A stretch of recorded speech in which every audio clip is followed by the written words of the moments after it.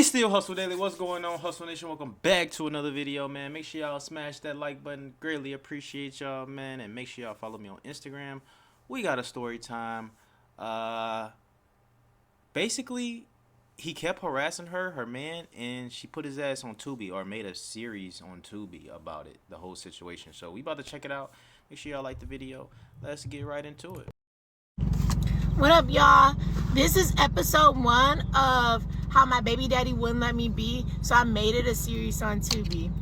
I'm a producer out of Milwaukee, Wisconsin. I've been working in film for 4 years now. I also do a ton of other stuff, and I'm a single mom.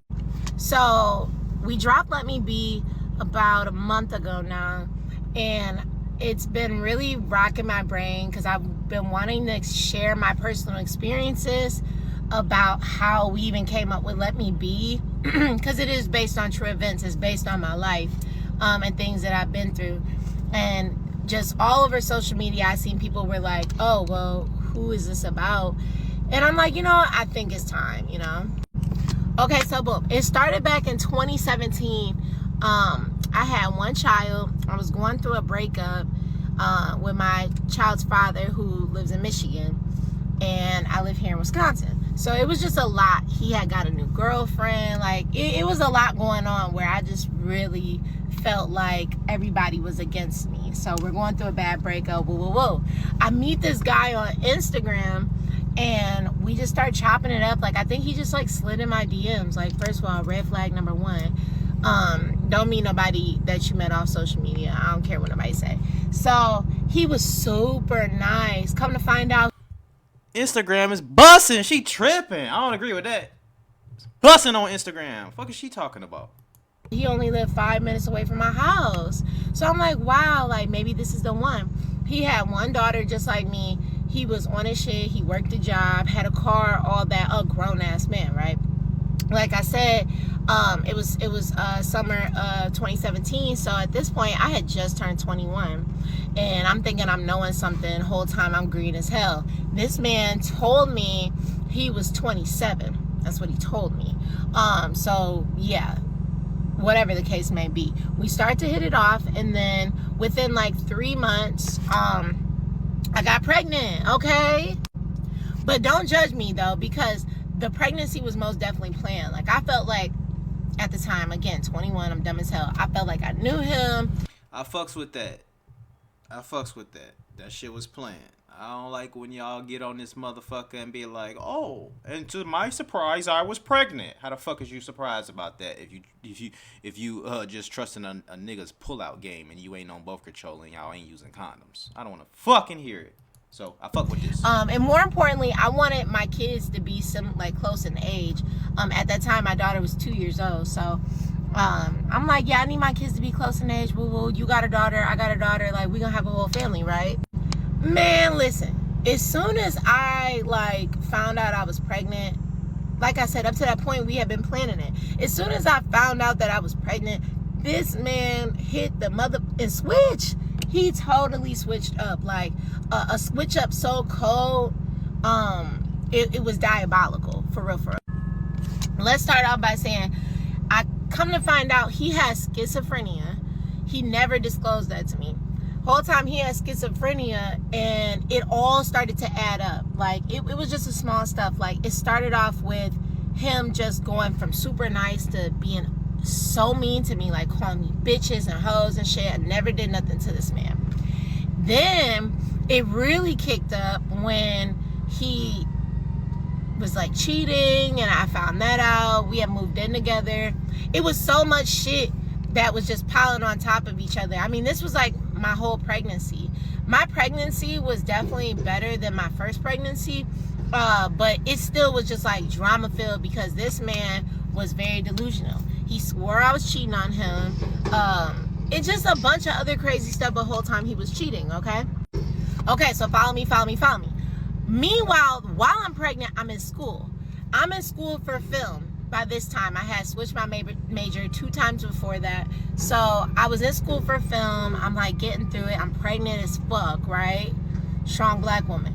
And it just was not it. He just hated on everything that I did. everything I did. Like, I had film projects where I would have to like go out, interview other people in the film community or in the radio community or whatever the case may be. So he was very delusional.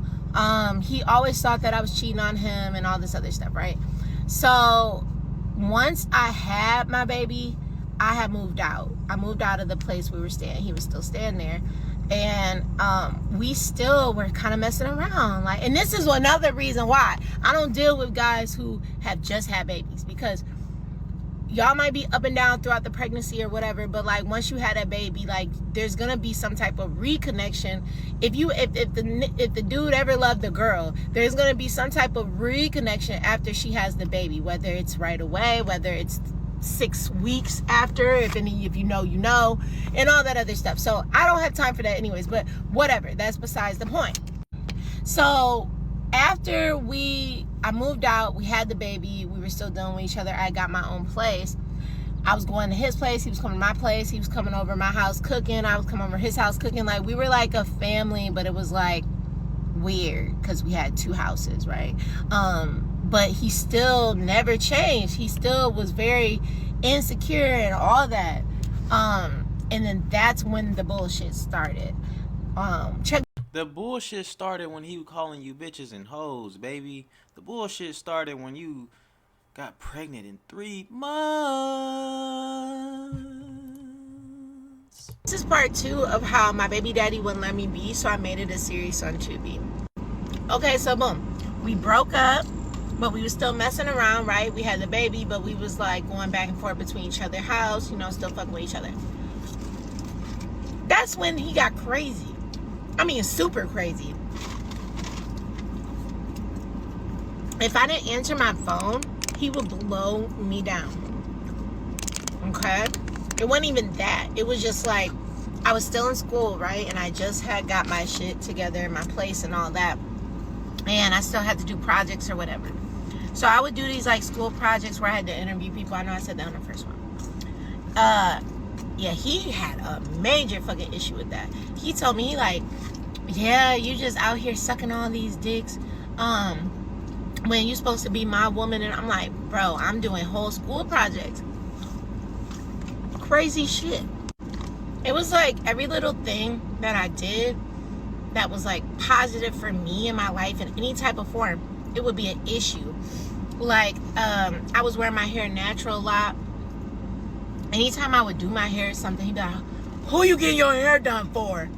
A nigga? Like, damn, I can't just look cute, my boy. Like, it just was super toxic. It was like progressively more and more toxic. Okay, so boom. We at my house, this is what broke the straw that broke the camel's house. The straw that broke the camel's house type shit. Camel's we at back. the house. Camel's back. We talking, we chopping it up, we eating ice cream from Culver's. And I just felt like the energy was off with him. He came over my house, he had an attitude and all that, and I was trying to be nice. So I just felt like the energy wasn't good though. He said some slick ass shit to me. And I'm like, oh baby, you gotta go. Like, you're in my house. So this is my house, nigga. And he went to the left. He went to the left with it. He gets up. We walk over to the door. I'm like, you gotta go, you gotta go. He eating the ice cream still, right? Dog spit the ice cream all over me. I was able to dodge it because he had got out of the door already. And then I was trying to close the door, but he spit ice cream and hit me. It was like my arm, my legs, everywhere. It was all over my house door, my front door and shit. Like, damn, that was crazy. We spitting on each so other. I'm over here like, oh my god, I'm gonna go to the police because I'm like, bitch, you spit on me. Like, if you was a bitch, I'd fucking kill your ass, bitch. Like, that shit's fucking downright disgusting.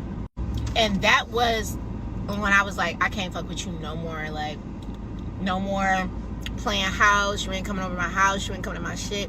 Nothing. Like, that was literally the end. To give a context of who the fuck I am, when I was in my relationship with my first baby daddy, we was high school sweethearts.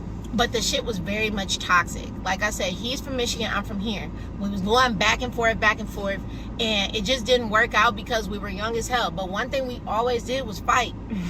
We always fought. Like, I'm talking about like fist fought. Like, I'm talking about like fight a bitch in the street type of fighting. Like, and I know people can relate to this. Like, it wasn't like I was getting my ass. We was generally fighting.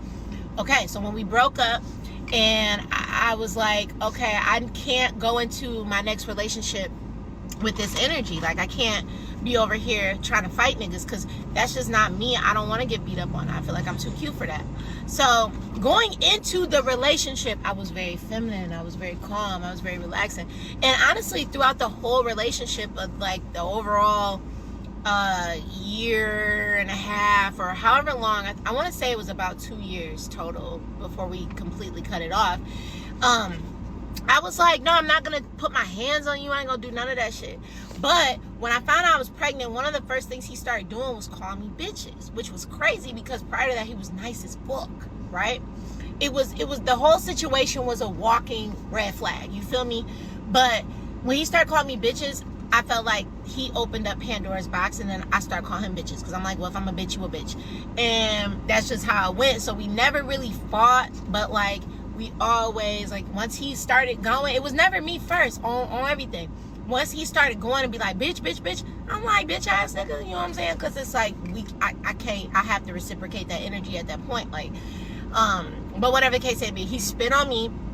I went to the police. I took pictures, went to the police. That was that. I said, never again am I dealing with this nigga. That was the moment that everything switched.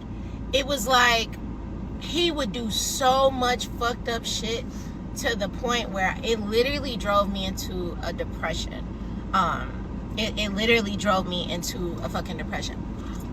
I'm gonna finish these nuggets. Y'all come. Alright, y'all, so this is story time on how my baby daddy wouldn't let me be. So I made it a series on Tubi, part 3. So I went to the police after he spit on me. Hey, that's what's up. She got some money off that shit. She made that shit a series, man. Y'all go check it out. After that, I was like, he could never be in my house again. He ain't never get no coochie, none of that, right? Real shit, cause that's gross. How could you? Like, I feel like you spit on somebody, you spit on dirt. You don't spit on people that, you just don't spit on people in general. You can spit on his dick though. I ain't gonna lie to you. You can spit on that motherfucker. That's the only thing you can spit on. I'm sorry. You get to it. That shit is very nasty, bitch. So, wham. So, he like, okay, but we could still co-parent. I'm like, okay, we could still co-parent. Like, the fuck? So, I would ask him for more money. He would send me money here and there. $100 here, $40 there, whatever. Very petty shit. Very bare minimum ass shit. For like the first month or so after all that happened, he bought her some outfits. Like, and I had went over to his house to get it. He had bought her outfits and all this. He was picking her up. And then it just like, it was like a switch. Once again, it's always a switch with this nigga. It was a switch. And he just stopped doing all around. Like, I'd be like, hey, can I have some money for this? Or I need to get Marley a box of pull-ups or whatever. And his response would be like, well, if you suck my dick, I can send you some money. Or, well, if you give me some of that, you know, I can help you out. And I'm like, what? I'm like, what? Okay, now one thing I hate is I hate when people be on social media and they be like, you didn't see the red flags, you didn't see the red flags. No, I did not see the red fucking flags. I mean, I also wear glasses and contacts, but I genuinely did not see the red flags. When I met this man, he had his daughter all the time, all that. So it's like, where were the red flags? Hey, answer the question. Did you give him some pussy, or did you suck him off for that money though? Because in some situations, like, I done heard girls, well, they'll do it. You feel me? I ain't paying for a motherfucking thing ever. I'm not paying you to do shit. Fuck is you talking about? I think niggas that do that, this nigga tricking with his own baby mama. Like, what the fuck kind of shit is this? I got his daughter every weekend. I guess the only red flag would be like, he was very argumentative to his baby mama. And she had other kids by another man and all that, but she was going through a lot and had her on addictions and all that. This ain't my story to tell. That ain't my story to tell. But he was always very argumentative, arguing with her, always being disrespectful to her out of nowhere. And at first I thought it was her. Until I'm like, no, you switch up on bitches. You really do. Like, you probably did the exact same to her, probably switched up on her, probably did plenty other fuck shit to her. And now she's just dealing with picking up the pieces after y'all aren't together no more when she got these other kids and all that. You know what I'm saying? It's a lot. So I try to be mindful of that. But back when I was 22, I ain't give a fuck about none of that. You know what I'm saying? Like, young and dumb. Again. So, there were no signs. I don't care. I hate when people... There were no signs, okay? Okay, so stick with me. I would ask him for money. He would say all that little fuck clown shit, right? It wasn't just that. One day, I'm rushing. I'm trying to get out the house. I'm trying to get my daughter to school. I think Kennedy was like in first grade at the time. I'm trying to get Kennedy to school. I'm trying to get Marley to daycare. And I'm trying to get to work because I had worked as a server at the time. I had worked whatever the fuck I was doing back there. Nigga, I'm trying to get to where the fuck I need to go, right? I come outside, my car linked. My car is leaning. Like, leaning, nigga. I'm like, what the fuck? I go look at the tires, bro. I had three slashed tires. I'm like, you cannot be serious right now. Like, so I had the 3 slashed tires. Why the fuck I thugged it out and I drove all the way to the daycare and the school on flat tires? No, you didn't. No, you didn't. On flat tires. That's how motivated I am. That's how motivated I am. Like, if you don't know me, I'm just trying to y'all get a feel for who I am. But that's like, wild. I drove on 3 flat tires, bro. If you go watch Let Me Be It in the beginning when she had her tires slashed, she didn't drive on them. You know what I'm saying? I didn't want to drive on them, but I had to because I was broke. Like, bro, this man was demonic as hell. He was constantly doing shit. And I knew it was him. I knew it was him for multiple reasons. A lot of people didn't know where I lived. Like, literally a lot of people didn't know where I lived. I had no beef with nobody. Like, no beef. Like, I know bitches be out here getting whole jumped and be saying they didn't have no beef. I don't have no beef with nobody. I don't even talk to females like that. I don't even at that time I was only associating with females who I had went to school with, who I was also working with, and all these other things, but never nothing messy. Like, my shit's never been messy when it came to my friends like that. So I just knew it was him. I literally just knew it was him. I called him, I asked him about it. After not answering the phone for hours and hours, I finally talked to this man. He laughing. He like, oh, no, I didn't do that. But he laughing. I'm like, wow, bro. Wow. This man did so much demonic shit. He did so much stupid, crazy shit for real.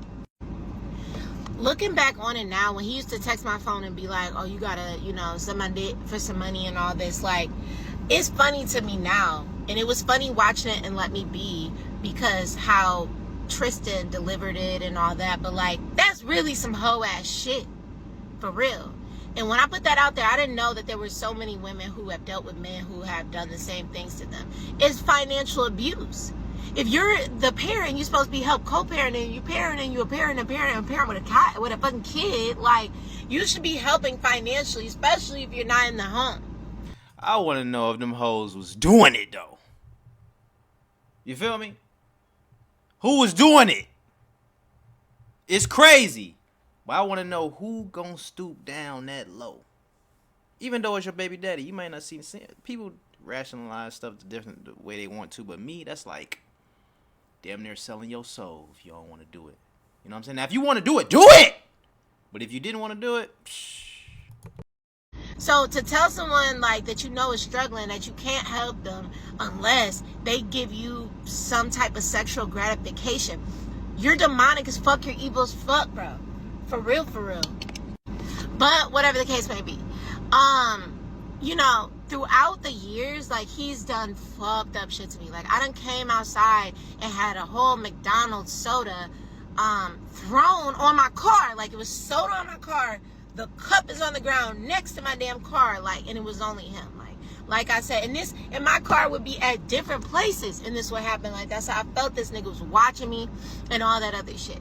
So it was like a lot it was like years and years of buildup that got me to Let Me Be, to write the story. So come back for part 4, and I'm gonna tell y'all what made me put all this shit into the series.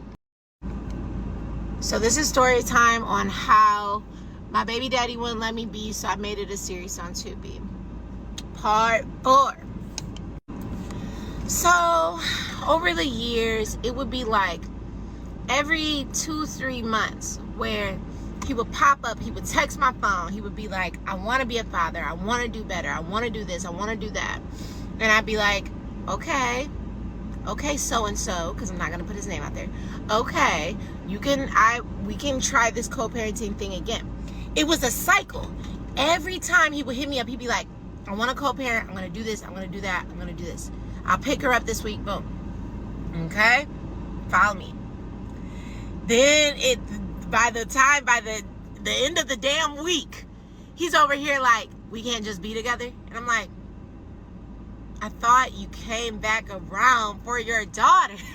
Literally. Like, are you fucking delusional? No, he came back around for some pussy. What the fuck do y'all be thinking? I really see that the male mind and the female mind is like totally different. No, motherfuckers don't give a fuck about their kids. They give a fuck about some pussy. What y'all be thinking this shit is fucking... I be trying to tell y'all. Delusional. And every time that would happen, he disappears. After he disappears, he does something fucked up to my car. Every time. Either my car, my house, or just some bullshit in general. So this was back in 2022-ish, whatever. I was over by my mama's house, over there chilling. I come outside and I had a sunroof. I had like a single sunroof at the time. And I come outside to get in my car and open my sunroof. Anybody who know me know I can't have a damn car without a sunroof. I need a sunroof. Every car had sunroof. So I go outside to open the sunroof. The motherfucker not working, bro. The sunroof is not working. It's not working like you hit the knob or you hit the button and it ain't working. Why the fuck I hit the button and it sound like damn aluminum crushing, like... I'm like, what the fuck? Bro, I get out. The top of my motherfucking car roof is dented in. Dented in, bitch. I'm saying dented in, like if you watched Next Friday. Remember Next Friday when Craig and Day Day was running from the dog and they jumped on Day Day car and Day Day was like, get down. And then when he got down, he was like, Craig, you put a dent in my car. He was like, my roof. That's literally how I felt that moment. I was like, my roof. That nigga stood on my car, bruh.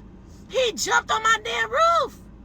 And I had neighbors to back it because I asked one of my mama neighbors and she said, yes, I saw a man jumping on a car. Bro, what? Bro? And I swear to God, this was a cycle. Every time he would be like, I'm gonna come pick her up, I'm gonna do this, I'm gonna do that.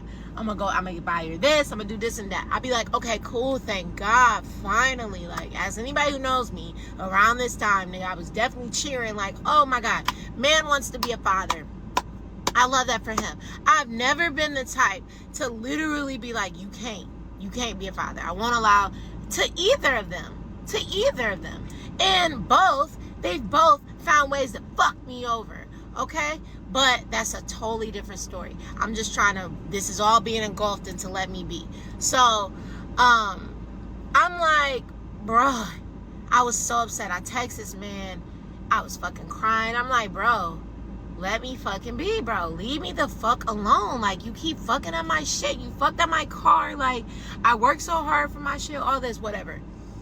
I go back into the house because I'm like, fuck. I couldn't call the police. I couldn't do nothing.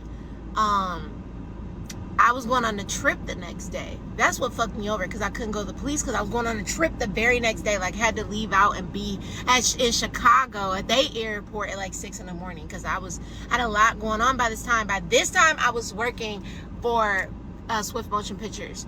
I was in film. Whatever. So follow me.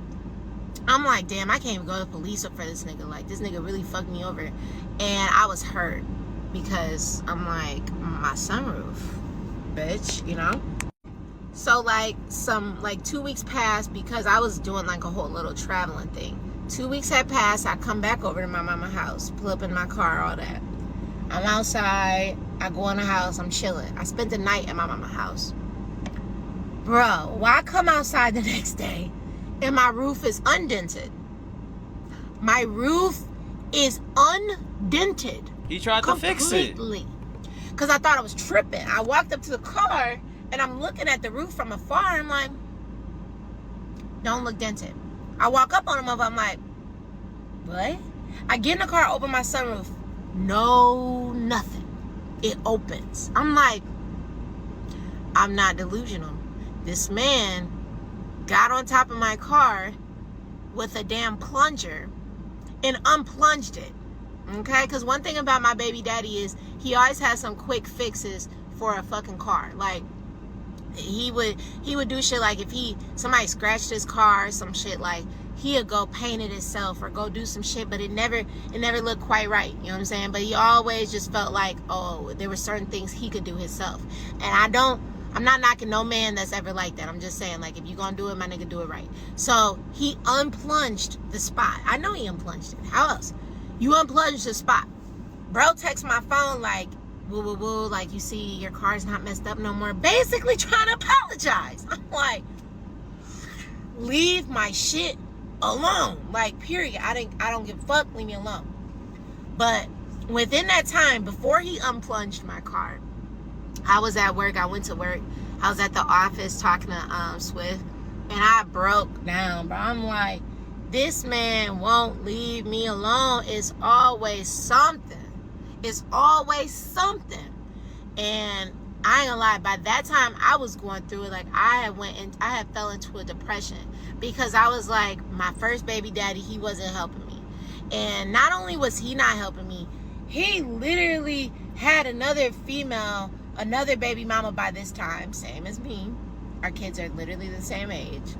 He had another baby mama, and I don't know the circumstances between them specifically, but word on the street is this bitch was evil as fuck, telling this nigga not to help me, don't send me money because I'm not gonna do anything for Kennedy. It was a whole thing with this bitch, swear to God. And it ain't just the female, it's him too, because how do you allow someone to not let you take care of your kids? It got weird as hell, right? It's a lot of baby daddy drama going on at this moment. I'm like, man, we started writing stuff out, and that's when Swift was like, dude, you should put this in a movie. Like, he like, you should put this in a movie. I'm like, man, fuck it. So that's when we put the idea in the universe. But it wasn't until, like, he just kept doing some more shit. Y'all come back. All right. So this is story time on how my baby daddy wouldn't let me be, so I turned into a series on Tubi. Part 5. The last one. Okay? So, the man had been doing shit over and over. It was a cycle. I had already put out in the universe that this should be something that I tell my story to. This was in 2022. So, 2023 rolls around. He's still on the same cycle. Swear to God. He's still on the same cycle.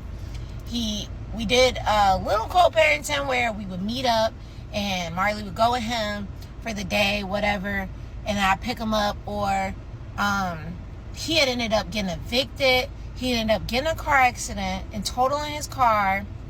He had another daughter, another kid, and then ended up breaking up with that baby mama and not being around that kid either. Like, the man's life was literally plummeting by this point.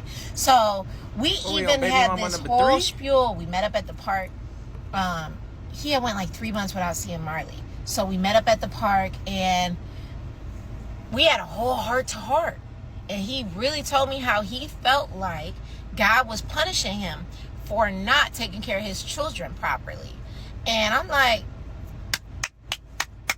this man is on his medication now. Amen. Because he finally gets it. Hell nah. After like a week of the same shit, right? We had our heart to heart. He got Marley. I think he picked up Marley twice type shit. And then I picked Marley up from him. One time I pulled over to his granny house because that's where he was staying. I pulled over to his granny house. He gave me, Marley, and Kennedy money when we went to the went to the zoo. It was just like, okay, now things are looking up. Like, you're being a decent man, okay? He like, oh, you look good. He started hitting me with that. I'm like, oh, God, you won't let go. You fucking won't let go. Once them compliments came, here we go. I'm like, all right, so it's only a matter of time before you fucking disappear. And that's what he did. But this time around, he literally told me, like, nah, I don't feel like I'm stable. I'm mentally stable or anything like that. So I'm not financially stable. I feel like I'm a shell of a man. So I can't be around. Like, what? You know what I'm saying? I don't know where people be getting their motivations from, like your get up and go or whatever, but bro, motherfuckers want to be having no get up and go.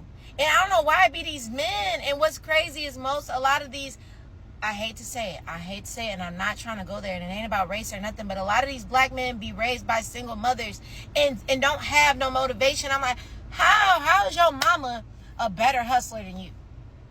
How is your baby mama a better hustler than you? How is your girlfriend a better hustler than you? You need to get it together. But anyways, I digress. So whatever the case may be, I'm just like, bro, I'm tired of you. Like, I'm tired of you. I put him on child support. I did it. I don't care. I put him on child support because I'm like, there's no way you just finna be around this motherfucker. You're like, you literally live 10 minutes within me. Like, his granny stay like about 10 minutes away from my house. Ain't no way. You're gonna be around this motherfucker, living your life.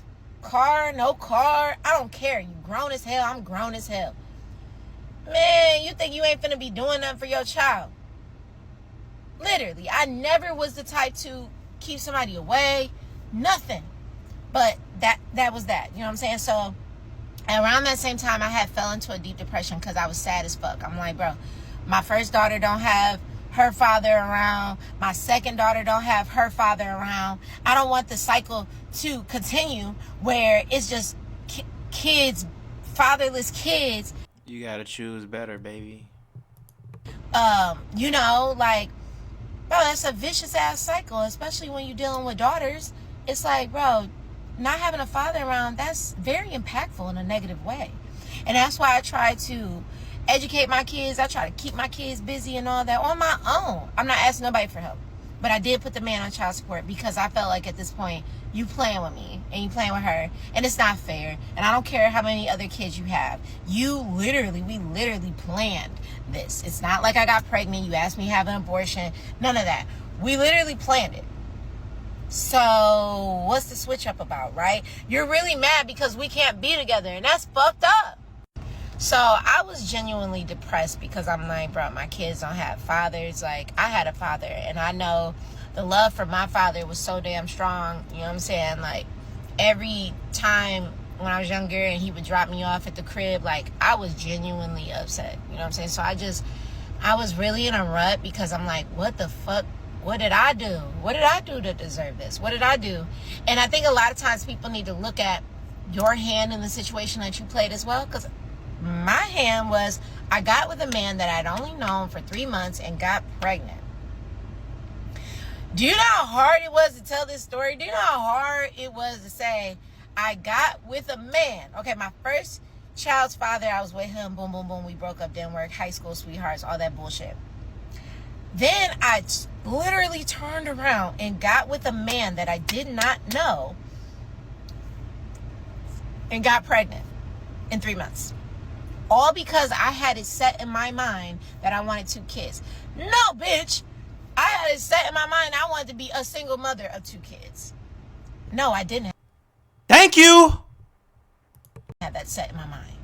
But I'm just making a point, like, you couldn't tell me shit back then, but that's damn near what I had set in my mind was I wanted to be a single mother of 2 kids. I didn't want to, but I should have knew by having a kid with somebody you only know for 3 fucking months that shit would happen. So that's my story. We wrote down all the crazy shit that he had did to me. And honestly, there was so much that I forgot that we left out. But there was so much crazy shit that he had did to me. We wrote it down and we made it a script. And I ain't gonna lie, even after watching the first and second edit, I was like, I didn't know if people would fuck with it. I didn't know. But seeing the impact and the impact that Let Me Be had on women and them talking about how they've been through similar things, that shit really hit me. That shit really hit for me, like for real. And it made me compelled to really come out and not be ashamed. I'm not ashamed that I have 2 baby daddies. I'm not ashamed because I really overcame me being a fucking statistic. I wasn't supposed to be where I'm at now. I wasn't supposed to be a executive film producer, making movies, telling my motherfucking story, making my own work schedule. I wasn't supposed to be a wedding coordinator. I wasn't supposed to be none of these things. And yet God blessed me to have the get up and go and have the motivation. And my kids helped me through the darkest nights. Through the nights when I'm searching through cabinets, looking at different pill bottles, trying to figure out which would be the most potent. I never told nobody no shit like that. So everybody, I want to just say thank you for everybody who supported Let Me Be, everybody who goes and watches Let Me Be, everybody who commented on any post, anything. It was plenty of people talking about the mishaps and the bullshit that they may have saw. Hey, thank you for watching. I'm not perfect. We not perfect. We out here making independent films. But the fact that I was able to tell my story from the heart, like, and then people were relating to it, like, bro, that helped me a lot. And that also, I just want to let women know, if you've ever been through anything of this sort like this, whether it's just a man being insecure dealing with you or whatever, or you dealing with your children's father and he holding you back being a fucking hater, bitch, keep going. Keep going. My tires have been slashed. I can't even count. I mean, bitch, literally, like, my tires have been slashed at least like 5, 6, 7 times. And I'm riding on all flats trying to get to my motherfucking destination. Amen. So I just wanted to put that out there. And, you know, even telling the story of Let Me Be, that shit actually really helped me. Really helped me get a lot off my chest.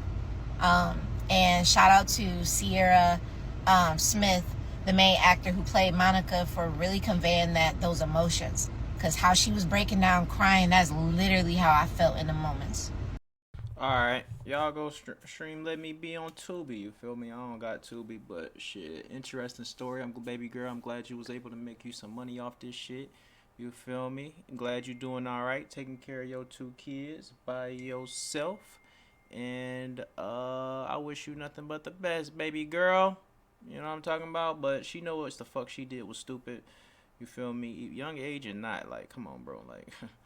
Don't get pregnant in 3 months, ladies. Come on, y'all. You know what I'm saying? And I fuck with her story, too, just because she say, hey, we planned this shit. Because like I told y'all, niggas be acting like they do not be playing, like they don't know what the fuck going on. Like, nigga, I told y'all this before in the video, but I'm going to say it again. The way I could have sworn I was taught in school, it's like the tiniest amount of pre-cum can get a girl pregnant. And I know how my dick worked. Like, that motherfucker, you might come over here, motherfucking rub that motherfucker. Soon as you put that bitch in your mouth, it might be a little wet type shit at the tip. You know what I'm talking about? So, shit, like, nigga, I'm a pre-cum man. You feel me? So, shit, I just go and put that rubber on. You know what I'm saying? I know it don't feel the same. You know what I'm saying? I might dibble and dabble real quick, give you 10 strokes real quick, go in and out. But other than that, I'm wearing that condom, gang. I appreciate y'all for tuning in and rocking with me, man. It's your boy Ray, Big Play. Go stream her movie, man. Peace.